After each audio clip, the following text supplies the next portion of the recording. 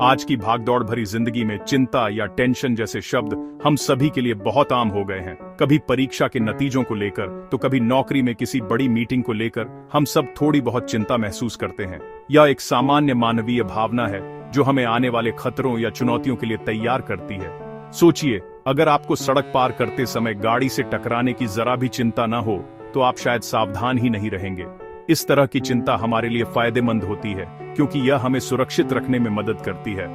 यह हमें प्रेरित भी करती है ताकि हम अपने काम को बेहतर तरीके से कर सकें। लेकिन जब चिंता बेवजह बहुत ज्यादा और लगातार होने लगे तो यह एंग्जाइटी डिसऑर्डर या चिंता रोग कहलाती है। यह सिर्फ मन का वहम नहीं बल्कि एक असली बीमारी है, ठीक वैसे ही जैसे डायबिटीज या ब्लड प्रेशर होता है।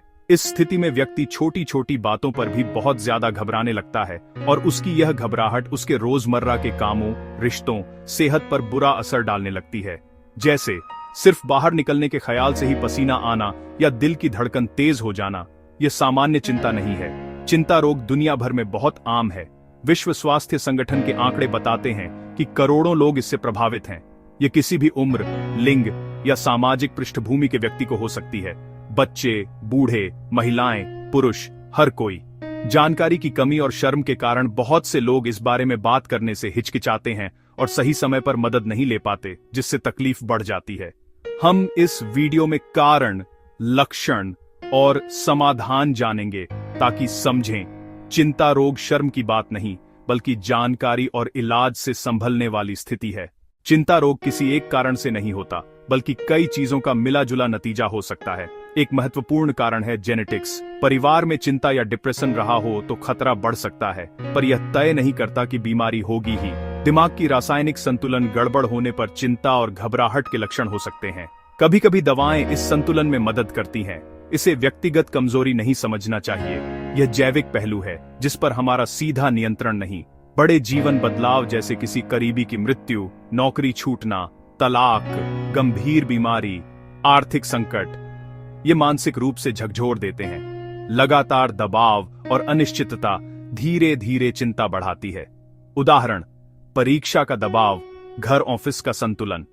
परफेक्शनिस्ट या अधिक सोचने वाले लोग अधिक संवेदनशील हो सकते हैं। बचपन का दुर्व्यवहार, उपेक्षा गहरी असुरक्षा पैदा कर सकती है जो आगे चलकर चिंता बनती है। कारण जो भी हो, मदद लेना संभव है। चिंता सिर्फ मन में घबराहट नहीं, ये शरीर पर भी असर डालती है। दिल की धड़कन तेज होना, लगता है दिल जोर जोर से धड़क रहा है। सांस लेने में तकलीफ, सांस का छोटा हो जाना, ऐसा लगना जैसे दम घुट रहा है। बहुत पसीना, हाथ पैर कांपना, मुंह का सूखना, चक्कर आना, लगता है अभी गिर जाएंगे। पेट में मरोड़, गैस, एसिडिटी और बार बार टॉयलेट की इच्छा। मांसपेशियों में खिंचाव, गर्दन, कंधे, पीठ में दर्द, हर समय थकान और कमजोरी। लगातार बेचैनी और हर समय लगे कि कुछ बुरा होने वाला है। ध्यान नहीं लगता, चिड़चिड़ापन, छोटी बातों पर गुस्सा या रोना। नींद नहीं आना, बार बार जागना, सुबह तरोताजा न महसूस होना। यह पहचानना मुश्किल हो सकता है कि तनाव सामान्य है या चिंता रोग। कुछ संकेत मदद करते हैं। सबसे बड़ा संकेत, तीव्रता और अवधि। वजह खत्म होने पर चिंता भी खत्म हो। सामान्य, बिना वजह हफ्तों महीनों बनी रहे। संकेत, प्रतिक्रियाओं का अनुपातहीन होना। छोटी गलती पर नौकरी चली जाएगी सोचकर रात भर न सो पाना। किसी का फोन न उठाना और आप सोचें रिश्ता खत्म। यह अतार्किक डर है। व्यवहार में बदलाव, पसंदीदा काम छोड़ना, परिवार दोस्तों से कटना, सामाजिक समारोहों से डरना। भीड़ से डर लगे तो व्यक्ति जगहों से बचने लगे। यह नजरअंदाज न करें। अगर शारीरिक जांच सामान्य आए फिर भी ये लक्षण बने रहें, जड़ में चिंता हो सकती है। यदि पढ़ाई, नौकरी या रिश्ते प्रभावित हों, यह सोच नहीं, पेशेवर मदद लेने का समय है। चिंता का इलाज संभव है। सही मदद से लोग उबरकर सामान्य, खुशहाल जीवन जीते हैं। साइकोथेरेपी, काउंसलिंग में विशेषज्ञ आपकी चिंता के पैटर्न और ट्रिगर्स पहचान कर नकारात्मक सोच बदलने में मदद करते हैं। सीबीटी बताती है कि भावनाएं व्यवहार विचारों से प्रभावित होते हैं। नकारात्मक विचारों की पहचान कर उन्हें चुनौती दी जाती है। जैसे, मैं किसी काम के लायक नहीं को तथ्य आधारित सकारात्मक सोच में बदला जाता है। मैंने पहले भी सफलताएं पाई हैं। गंभीर लक्षणों में दवाएं दी जा सकती हैं। ये दिमागी रसायनों का संतुलन ठीक करती है और डॉक्टर की सलाह से सुरक्षित रहती है। आधुनिक चिकित्सा के साथ पारंपरिक तरीके योग, आसन, प्राणायाम, ध्यान तनाव हार्मोन घटाकर मन स्थिर करते हैं। माइंडफुलनेस वर्तमान में जीना सिखाती है और भविष्य की चिंताओं से हटाती है। दवा जल्दी शारीरिक लक्षण शांत करती है, थेरेपी जड़ पर काम करती है, साथ में अभ्यास लंबे समय तक फायदा देता है। नियमित व्यायाम सबसे महत्वपूर्ण है। रोज 30 मिनट की गतिविधि एंडोर्फिन बढ़ाती है और चिंता कम करती है। तेज चलना, जॉगिंग, साइकिल चलाना, डांस शरीर और मन दोनों को स्वस्थ रखते हैं। कैफीन, शराब, अत्यधिक चीनी कम करें। फल, सब्जियां, साबुत अनाज, प्रोटीन और मछली, अखरोट जैसे ओमेगा 3 शामिल करें। समय पर भोजन करें। पर्याप्त पानी पिए। रक्त शर्करा का उतार चढ़ाव मूड पर असर डाल सकता है। नींद और चिंता का दुष्चक्र तोड़ने के लिए स्लीप रूटीन बनाएं। रोज एक ही समय पर सोए, जागें। सोने से कम 1 घंटा पहले स्क्रीन दूर रखें। नीली रोशनी मेलाटोनिन घटाती है। किताब, हल्का गर्म पानी से नहाना, शांत संगीत अपनाएं। गहरी सांस लेना कहीं भी करें। आंखें बंद कर धीमे धीमे सांस लें, छोड़ें। नर्वस सिस्टम शांत होता है। शौक जैसे पेंटिंग, बागवानी, संगीत, पालतू संग समय बिताए। कब घर पर संभालना काफी है और कब पेशेवर मदद जरूरी, यह जानना अहम है। यदि घबराहट की वजह से काम या पढ़ाई प्रभावित हो रहे हों, यह डॉक्टर से मिलने का समय है। रिश्तों पर बुरा असर, परिवार दोस्तों से दूरी, इसे हल्के में न लें। यदि चिंता कम करने को नशे का सहारा लेने लगे, यह बड़ा खतरा है। तुरंत विशेषज्ञ से संपर्क करें। जब चिंता के साथ निराशा, अत्यधिक उदासी या आत्महत्या के विचार आए, इसे मेडिकल इमरजेंसी समझें। बिना देरी किसी करीबी को बताएं और हेल्पलाइन डॉक्टर से तत्काल संपर्क करें। यह बीमारी के कारण आया विचार है, इलाज से ठीक हो सकता है। सही इलाज से रिकवरी संभव है। आपकी जिंदगी कीमती है। चिंता से लड़ना अकेला सफर लग सकता है। परिवार और दोस्त बड़ा सहारा है। जब कोई जूझ रहा हो, उसे चाहिए समझ, सहारा और साथ। ज्यादा मत सोचो या मजबूत बनो। कह देना मददगार नहीं, सलाह से ज्यादा सुनना उपयोगी है। साथ होना हिम्मत देता है।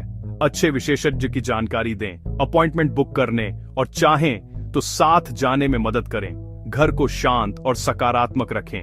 दबाव, आलोचना से बचें। छोटी छोटी कोशिशों की सराहना करें, जैसे बहुत दिनों बाद बाहर निकलना। धीरे धीरे प्रोत्साहित करें, जबरदस्ती न करें। धैर्य रखें। ठीक होने में समय लगता है। आपका प्यार बड़ी दवा है। लक्षण कारण समझें। पैनिक अटैक में शांत करने के तरीके सीखें। आपकी समझ उन्हें सक्षम बनाती है और रिकवरी तेज करती है। कई मिथक इलाज में बाधा है, जैसे चिंता कमजोरी है। यह सच नहीं।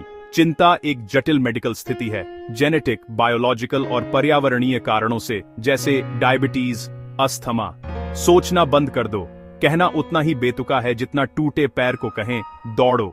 पेशेवर मदद जरूरी है। मनोचिकित्सक की देखरेख में दवाएं सुरक्षित और प्रभावी होती हैं। सही तरह से लेने बंद करने पर आदत नहीं पड़ती। मिथक कि बच्चों को चिंता नहीं होती, गलत। बच्चे भी परीक्षा, बुलिंग, पारिवारिक समस्याओं से गंभीर चिंता झेल सकते हैं। वे भावनाएं व्यक्त न कर पाएं। चिंता पेट, सिर दर्द या चिड़चिड़ेपन में दिख सकती है। मदद जरूरी है। गलतफहमियां दूर कर सहायक समाज बनाएं। मानसिक स्वास्थ्य को प्राथमिकता दें। हमने जाना, सामान्य चिंता बनाम चिंता रोग का अंतर यह सिर्फ मन का वहम नहीं, वास्तविक चिकित्सा स्थिति है। इसके पीछे जेनेटिक, दिमागी रसायन और तनावपूर्ण घटनाएं हो सकती हैं।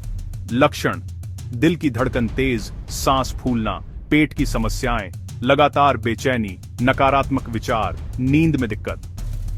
पहचान पहला कदम है। इलाज: साइकोथेरेपी, दवाइयां, योग और ध्यान साथ मिलकर रिकवरी में मदद करते हैं। जीवन शैली बदलाव: नियमित व्यायाम, संतुलित आहार, अच्छी नींद और रिलैक्सेशन तकनीकें अपनाएं। जब काम, रिश्ते, दैनिक जीवन प्रभावित हों या आत्महानि के विचार आए, तुरंत मदद लें। परिवार और दोस्तों का प्यार, धैर्य और समझ अमूल्य हैं। सुनें, सहारा दें। आप अकेले नहीं हैं।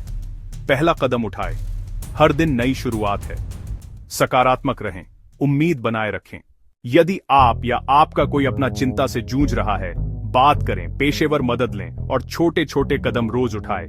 मानसिक शांति आपकी प्राथमिकता हो, आज ही 5 मिनट की डीप ब्रीदिंग और 10 मिनट की वॉक से शुरुआत करें। मदद मांगना ताकत है। आपका साहस किसी और के लिए रास्ता रोशन कर सकता है। अपने शहर के काउंसलिंग सेंटर या हेल्पलाइन से संपर्क करें। सही समय अभी है। सहयोग, समझ और सही इलाज के साथ आप एक स्वस्थ, संतुलित और खुशहाल जीवन जी सकते हैं। अपनी देखभाल करें, क्योंकि आप मायने रखते हैं।